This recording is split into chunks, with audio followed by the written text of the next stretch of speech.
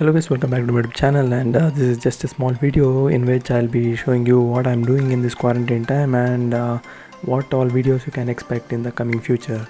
So let's get it started.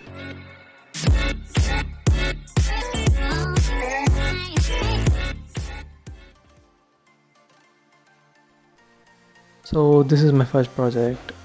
This is a Bajaj Super 150 engine which was having some slight knocking sound, so I just removed it and saw that the piston was having too much blow-bys and it needed a next size piston, so I just removed it.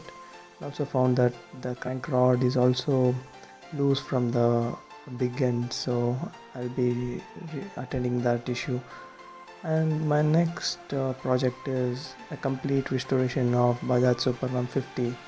I'm planning on restoring this Bajaj Super like Vespa GT 150 Grand Turismo 150, which was made in 1960, which had a white color.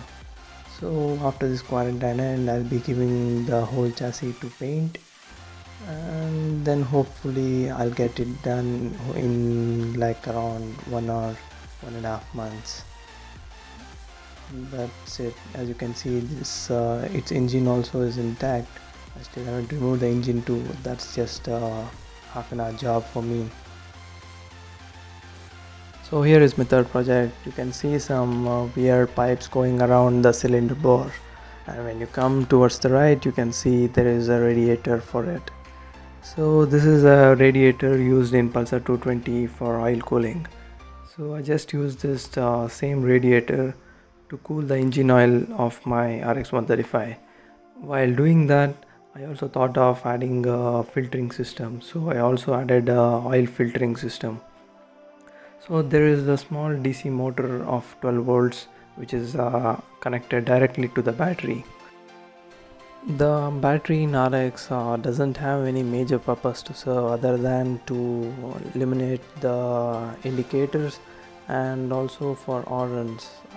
So tapping this 12 volts motor doesn't seems to be a problem. So here is the drain bolt. I customized it to adapt the outlet pipe. Once the drain bolt is plugged into the engine sump, it takes in the dirty oil and then fed into the motor. And then the motor pumps the dirty oil to the filtering system, in which the standard oil filter does the job of filtering. You can see I have custom made this filtering unit. It is nothing but oil filter enclosure.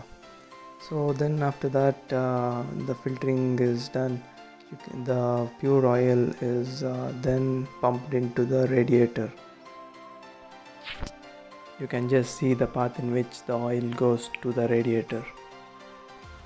The oil is taken in from the top, and then the cold oil is then given out from the bottom.